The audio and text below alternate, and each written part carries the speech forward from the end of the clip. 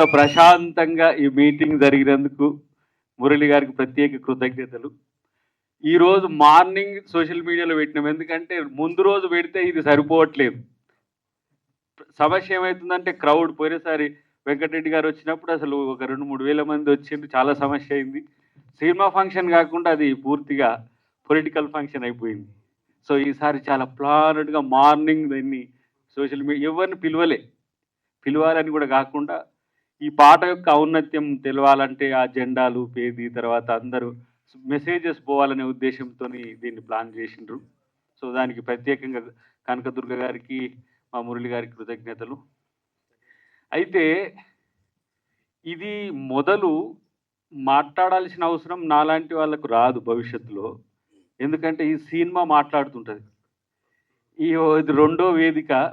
నేను అనుకుంటే ఒక 100 వేదికలకు తయారు చేసింది ఆయన కుట్ర. అంటే ఒక బహిరంగ సభ పెడితే ఒక 1,00,000 మంది చూస్తారేమో. నేను దేశం మొత్తం 100 బహిరంగ సభలు పెట్టే ప్రయత్నం ఇది అంతా కూడా. ఇది మామూలు సినిమా కాదు. మా టార్గెట్ కూడా నేను అనుకుంటా ఇష్టం లేని వాళ్ళు కూడా 100 కోట్ల మంది చూసే సినిమా ఇది. ఇష్టం లేకుండా ఎట్లా బాగోదు లేదు అని కూడా చూస్తారు. అంత పెద్ద కాన్స్పిరసీ మా డైరెక్టర్ గారు ప్లాన్ చేసిండు. But it's true. ఇది నిజం. చరిత్రను చెప్పేటప్పుడు వాస్తవాలతో సాక్ష్యాలతో లేకుంటే కూడా సమస్య అయిద్దని ఈ సినిమా గత 2020లో మొదలైతే అట్మోస్ట్ దీని కథ రచనలు అయితే 2019 నుంచి దసరా ఐ థాట్ ఈ దేశ సనాతన పురాతన ధర్మాలలో ఇతిహాసాల్లో ఉన్న భావాలను కూడా ఏ కించిత్ కూడా అబద్ధం లేకుండా అవాస్తవం లేకుండా చేయడానికి చాలా సమయం పట్టింది. చరిత్రగా చెబితే కొంతమందికి ఇష్టం లేకపోవచ్చు. చరిత్రను మరింత కటువుగా చెప్తే బాధపడవచ్చు. ఆ సాఫ్ అండ్ ఎడ్జ్ను ఎంచుకోవడానికి చాలా సమయం తీసుకుంటుండు మా డైరెక్టర్ గారు. చివరికి వారు ప్రొడ్యూస్ చేస్తూ సినిమాను గమనించాలని వారిద్దరు అనుకున్నారు, కనకదుర్గ గారు వారు. కానీ చివరికి వారే డైరెక్టర్గా కూడా మారాల్సి వచ్చింది.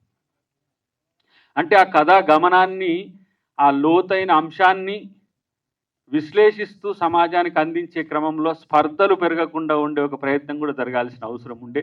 దానికి గద్దరన్న పెద్ద లివరేజ్గా ఉపయోగపడ్డాడు. గద్దరన్న కనపడని సాక్ష్యం ఉన్నది దీంట్లో. అందుకని ఆయన ముందు ఆయన బొమ్మను ప్రతిసారి మేము పెట్టినాం. విరూపాక్ష గారు లాంటి ఒక మన సద్బ్రాహ్మడు ఇక్కడ ఉన్నాడన్న, మా ప్రధాని అన్న లాంటి ఒక సినిమా ఉద్దండు ఉన్నాడన్న, మా గురుగారు లాంటి వాళ్ళు ఉన్నారన్న. వీళ్ళు ఒక ఏమంటాం మన వెంకట సాయి గారు కూడా ఇప్పుడు వారు రామానుజ సినిమా తీసిండ్రు. వారే 10 పాత్రలు వేసిండ్రు, 11వ పాత్ర. నేను మొన్ననే రామానుజం గారి విగ్రహం దగ్గరికి పోయి చిన్నజీయర్ గారి బ్లెస్సింగ్స్ తీసుకొని అక్కడ మాట్లాడుతున్నప్పుడు కూడా నన్ను గమనించిండట. అయితే సనాతనమైన ధర్మమైన నిరంతరం మనిషిని సమానత్వంగా ఉంచే ఒక మహాయంత్రమే. దాంట్లో ఇలాంటి ఒక ఉద్దండులు నేనేమంటుంటే రాజకీయాల్లో అదే సినిమాల్లో ఫలాని పెద్ద నిర్మాత వస్తే చాలా బాగుండు పోతుంది మెసేజ్.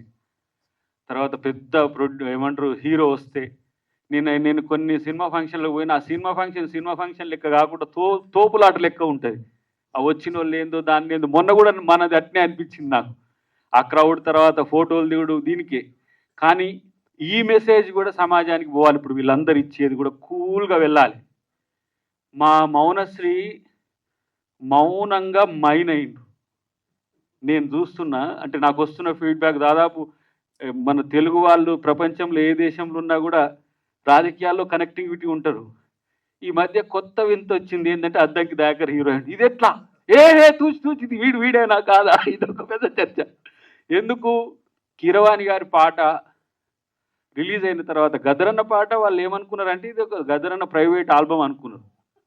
అందరు ఆ పాట రిలీజ్ అయితే ఆయన ఏమన్నాడు, మురళి ఈ సినిమా లెక్క నాకు కాదురా, నేనే మన ఆధ్వర్యంలోనే జరగాలని చెప్పి పాపం ఆయన చనిపోకముందే ఒక కాలజ్ఞాని లెక్క ఆయనే రిలీజ్ చేసుకొని పోయిండు. చూడు అంటే బతుకుతో ఎంత ఉంటుందో ఆయన కనెక్టివిటీ. తర్వాత సినిమా వాళ్ళతో చేసుకోవద్దని కాదు, సినిమాటిక్గా ఉండొద్దని. కీరవాణి గారిని దుర్గ గారు, మురళి గారు రిక్వెస్ట్ చేసి, సార్ ఈ పాట మీరు పాడాలి, పాడిన తర్వాత ఈ పాటను మీరే రిలీజ్ చేయాలని కూడా మళ్ళీ వాళ్ళే రిక్వెస్ట్ చేస్తే, ఆయన పెద్ద మనసుతో, ఎంత పెద్ద మ్యూజిక్ డైరెక్టర్, ఆస్కార్ అవార్డీ స్థాయి, ఆయనలో ఒక మంచి ఏమంటారు సౌమ్యత ఉన్నది ఆయనలో. నేను చూసిన తర్వాత ఏమంటాం జోవియల్గా ఉంటాడు, హాస్య బ్రహ్మ లాంటి ఒక కొంత అట్లా వేస్తుంటాడు, ఆ చెనుకులు చాలా సింపుల్గా ఉంటాడు.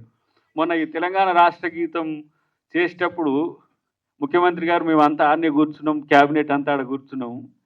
అప్పుడు ఆయన అన్నాడు, ఆంధ్ర మ్యూజిక్ డైరెక్టర్ తెలంగాణకి ఎట్లా చేస్తావా నువ్వు తెలంగాణ రాష్ట్ర గీతానికి, దీన్ని ఖండించాల్సిందే అని అంతా ఒక మెసేజ్ పెట్టిందట ఆంధ్రప్రదేశ్లో. అవునండి, నేను కూడా ఆ పాటను ఖండించాను. ఒకటి 2.5 నిమిషాలుగా, ఒకటి 13 నిమిషాలుగా ఖండించాను. అంటే ఎంత హాస్య చరిత్ర, అంత సీరియస్ ఇష్యూలో కూడా అలాంటి వ్యక్తి దీనికి చేయడం. ఆ పాటను మౌనశ్రీ రాసి నేను అప్పుడే చెప్పిన, చాలామంది గదరన్న కూడా, అందశ్రీ కూడా ఆ పాట విన్నప్పుడే ఇది పెద్ద చరిత్రను సృష్టించి, మీరు చూస్తున్నదంతా తెలుగు వర్షనే. తర్వాత ఈ పాట ఇప్పుడు ఇది వీళ్ళందరూ అనుకున్నారు, మన రాజ్ కిరణ్తో వీళ్ళు చివరిలో అనుకున్న పాట, ఇది ఒక ముగింపుకు చాలా బలంగా ఉండాలి ఈ సినిమా థీమ్ను వచ్చేటట్టు అనుకున్న తర్వాత చివరికి ఈ పాటను యాడ్ చేసి రాజ్ కిరణ్తో పాడిపించి వినిపించిండ్రు.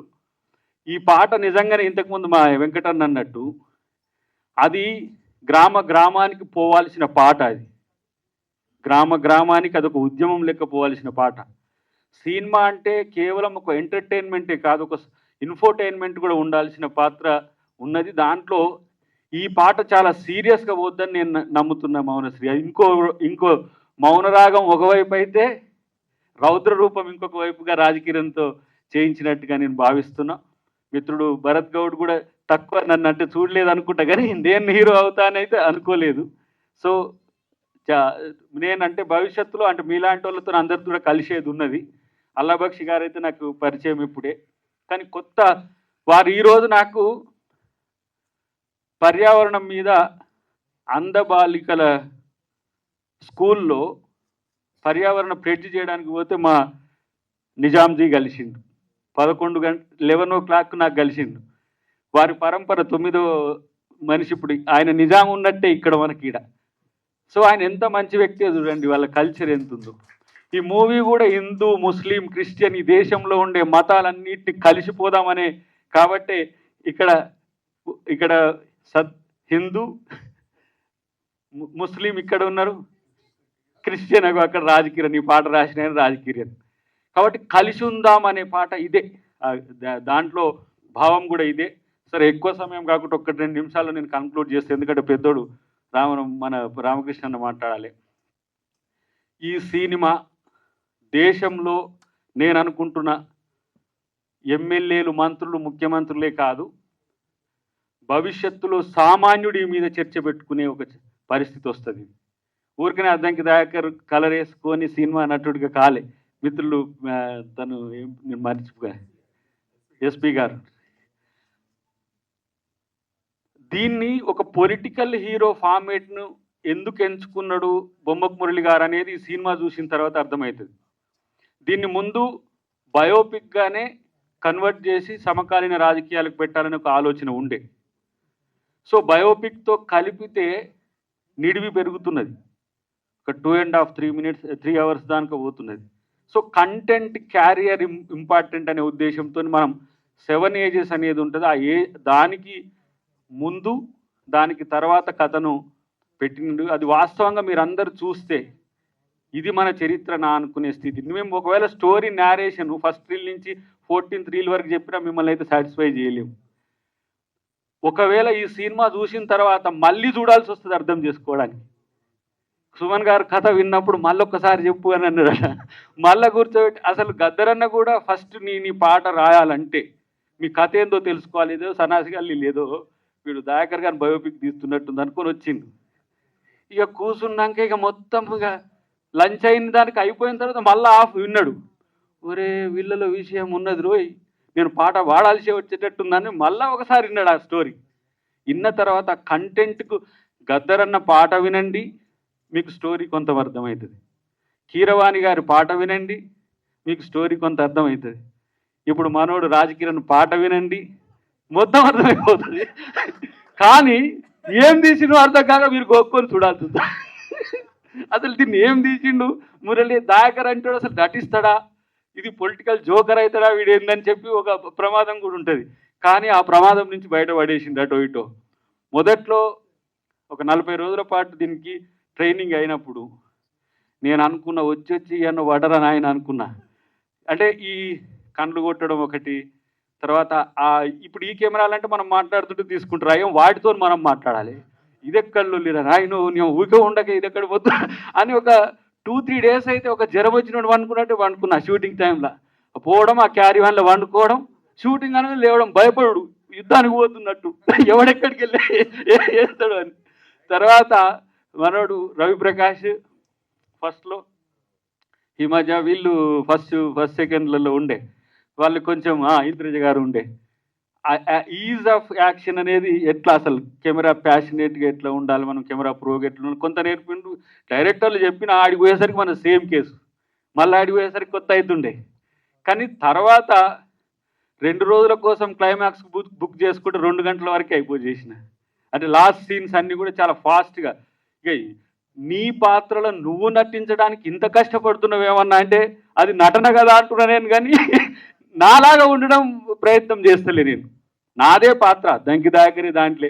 ఇప్పుడు యాత్ర ఉందనుకోండి, రాజశేఖర రెడ్డి గారి పాత్రను మమ్ముట్టి గారు వేస్తారు కాబట్టి ఆయన ఆహార్యం ఏంది, ఆయన ఎట్లా మాట్లాడతాడు, మేనరిజమ్స్ ఎట్లా ఉంటాయి అనేది వారు అబ్జర్వ్ చేయాలి. కానీ ఇది నా పాత్రే, నేను గోక్కుంటా ఉన్నా ఏం చేయాలి ఇట్లా అని చెప్పి.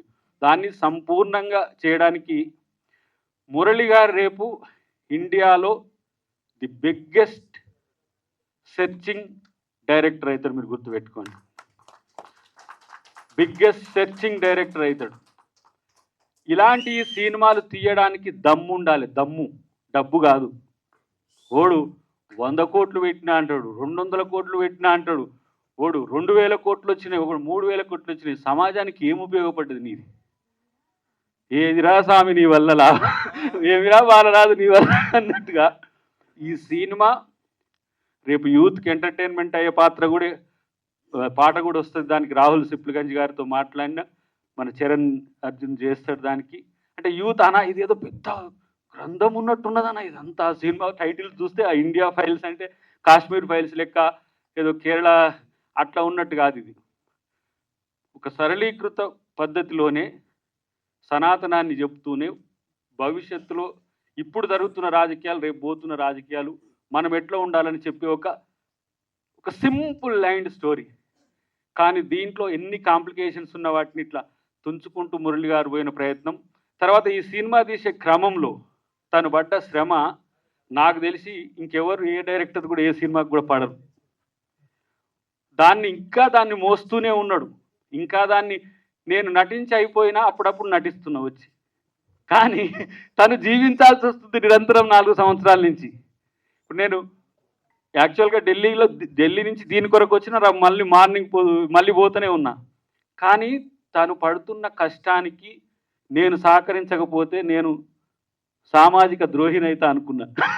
కాబట్టి వీళ్ళందరూ వస్తున్నారు, పెద్దోళ్ళు వస్తున్నారు అంటే ఇప్పుడు వాస్తవానికి సీతక్క రావాల్సి ఉండే 11 o'clock వరకు సెషన్ ఉంది. మళ్ళీ సీతక్క సెషన్ 2లో మళ్ళీ వేరే వాటికి.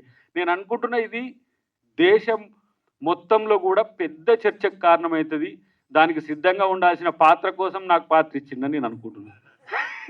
ఎవడు టాకెటివ్ అంటే మొదట పోయిండు, కనయ్య కుమార్ను ట్రై చేసిండు, ఆయన బీహారు, అమ్మ మళ్ళీ ఆయనకు వీడికి వస్తాడో రాడో, అడుక్కున్నప్పుడు వస్తాడో రాడో అనుకున్నాడు. ఇటు చంద్రశేఖర్ ఆజాద్ కాడికి పోయిండు, ఆయన ఉత్తరప్రదేశ్, ఇది కూడా కొంచెం కష్టమే అనుకుండు. మనోని జిగ్నేష్ మేవాన్ని చూసేసరికి ఆయనకి యాక్షన్ వస్తుందో రాదో అనుకుంటూ ఇటు చూసినాక ఎవడు దొరికిందంటే బకరగడ అద్దంకి దగ్గర గియో ఫీచర్లు ఉన్నాడు ఎవడు, సింగిల్ టేక్, తర్వాత సింగిల్ టేక్. కానీ నేను అనుకున్న ఇంత పెద్ద దాంట్లో నేను ఎట్లా నెట్టుకు రాగలను అనుకున్నా. కానీ వాళ్ళు సింపుల్గా ఇట్లా మనోడు మా కస్తూరి వచ్చిన తర్వాత ఇంకా కొంచెం ఆయనకు ఫ్రీ అయింది, ట్రాక్స్ ఈజీ అయినాయి. అయితే వారిని వేదికకు పరిచయం చేయొద్దని ఒక ఆలోచన ఉండే. ఎందుకంటే రైతుల మీద ఏదో ఆలోచిస్తుండు ప్రకాష్ రాజ్ గారు, నా కాంబో ఏదో. సో వద్దులే వేదికకి ఎందుకు అనుకున్నా, మా మురళి గారు పోయినసారి పిలవలేదనే ఉద్దేశంతో మళ్ళీ పిలిచి ఉంటారు. కానీ డెఫినెట్గా సామాజిక హితం కోసం తీసే సినిమాల్లో అద్దంకి దయాకర్ పొలిటికల్ లైఫ్కి ఎంత టైం ఇస్తాడో ఈ సినిమాలకు కూడా జస్ట్ వీళ్ళు నన్ను 45-50 డేస్ నన్ను వాడుకున్నారు అంతే సినిమా కోసం. 45 డేస్ పెద్ద ఇష్యూస్ కాదు కూడా. మా ముఖ్యమంత్రి గారు నన్ను ఖాళీ ఉంచితే ఇంకా 2-3 సినిమాలు తీయొచ్చు. ఎప్పటి వరకు ఖాళీ ఉంచితే అప్పటి వరకు. సో వారు అంత ఇంటెంట్. సెన్సేషన్స్ క్రియేట్ అనేది సింపుల్. ఈ సినిమా చూస్తే చాలు డెఫినెట్గా ఈ పాట విన్నట్టే ఉంటుంది. కానీ దీని వెనుక ఉన్న మైండ్ ఏంటనేది ఆలోచించాలి. దయాకర్ సినిమా తీసిందంటే కొంతమందికి తలకాయన వస్తూ ఉంది, పాపం కింద ట్రోలింగ్స్ వస్తూ ఉంటాయి. దయాకర్ పాకిస్తాన్ ప్రేమికుడు, దయాకర్ ఏదో కాంగ్రెస్ నాయకుడు. రే కాదురా నాయన, మన చరిత్ర మీరు చదువుకోవడానికి మీరు ఎవరైతే నేను అంటున్నాగా దయాకర్ ఏం తీసిండని చూసేదానికంటే కూడా వచ్చే అంశాలని గమనించి రేపు సమాజానికి ఉపయోగపడే సినిమా బొమ్మ క్రియేషన్ నుంచి రావడం అనేది, దానికి నేను నాయకుని కావడం అనేది, రేపటి రోజున ప్రతి ఒక్కరు దాంట్లో ఆ పాత్రల్లో మీ పాత్రలో మీరు ఇన్వాల్వ్ అయ్యి రేపు దేశ హితం కొరకు సమాజ హితం కొరకు చేయాల్సిన అవసరం ఉంది. ఆ దాంట్లో ఇవాళ రాజ్ కిరణ్, మౌనశ్రీ వీళ్ళిద్దరు హీరోలు. తను అక్కడ ఉండి మ్యూజిక్ కొడతా ఉంటే పాట పాడతాడు అనుకోలేదు నేను చాలా రోజులు.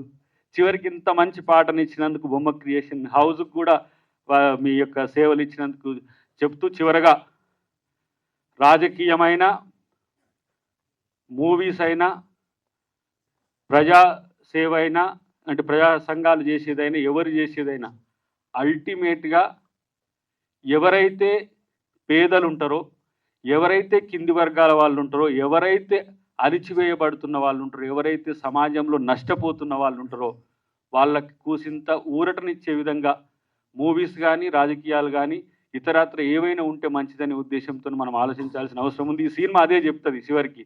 మానవీయ కోణమే, హ్యుమానిటీ అనేదే మనం ఒకరికొకరికి ఇచ్చుకోవాలి, పరోపకారం ఉండాలనే ఒక థీమ్తో చేసిన బొమ్మకు మురళి గారు రేపు డెఫినెట్గా వచ్చే సంవత్సరంలో పెద్ద చర్చకు కేంద్రం కావాలని కోరుకుంటూ థ్యాంక్ యూ వెరీ మచ్. జై ఇండియా ఫైల్స్, జై హింద్.